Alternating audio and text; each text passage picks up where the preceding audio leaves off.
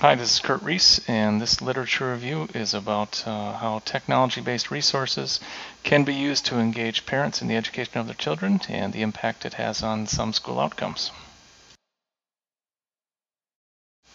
There are 168 hours in a week, and students typically only spend about 35 of those at school. So how can we better take advantage of connections with our families so that we continue the learning time that they have, both in and outside of school? The research from Weiss, Lopez, and Rosenberg put it very nicely by saying that over 40 years of research confirms that family engagement improves school readiness, student academic achievement, and graduation rates. And this is for students from lots of different. Of particular note is that effective school-family engagement is beneficial for all student groups, but it's been found especially valuable for schools that are working on turnaround efforts on these struggling schools. Involving parents has been key to helping them make more progress than they had in the past. Traditional forms of communication like newsletters, news media releases, direct mailings, using those things to interact with parents in the community can be very expensive, takes a lot of time to prepare and distribute, and it doesn't always lead to productive communication. Technology-based communication tools and resources can certainly help communication be more convenient between students, staff, and their parents, especially when all of them have such busy schedules.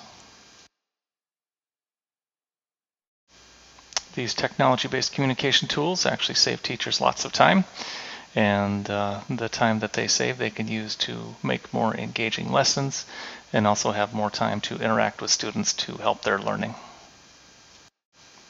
Many parents and community members don't have a chance to come inside your school, so you can use technology-based communication tools to share all that is going well in your school and increase the positive reputation that your school has.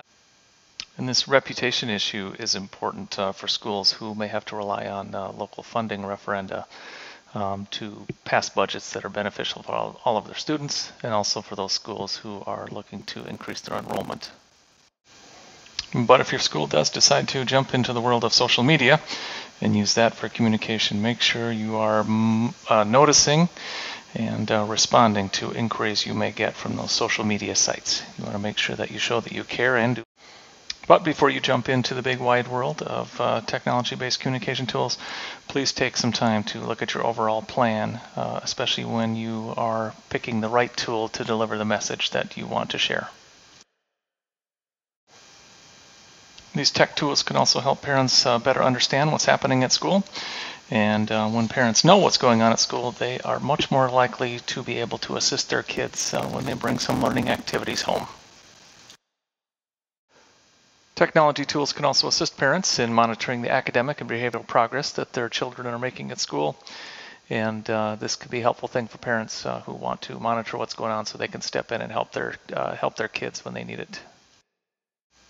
But we also need to understand that giving student data to parents often isn't enough to help students make progress.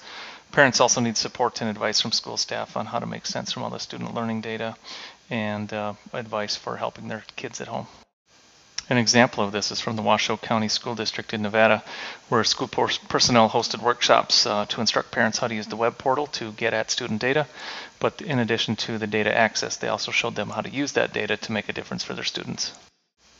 So while it was clear that technology certainly can have a positive impact on homeschool communication, parent involvement in student learning, it was also clear in the literature that not every family has the same type of access that other families do.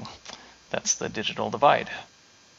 And this digital divide is certainly important to pay attention to because some of the families who are least likely to be involved with their kids' education in the first place, they're also much less likely to have access to these tools. The double whammy.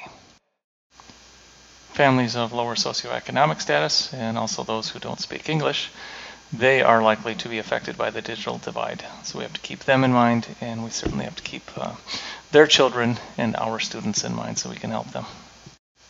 School leaders also need to keep in mind that even if parents do have access, they will still likely need support in the area of using that communication with school to ask the right questions, to get the right help so that they can help their kids at home.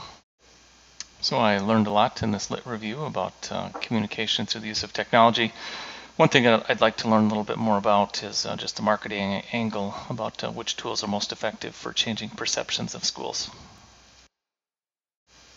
There's a lot of good information about how you can use technology to increase family school communication and engagement, but I would like to find out more about how that connection can increase student learning.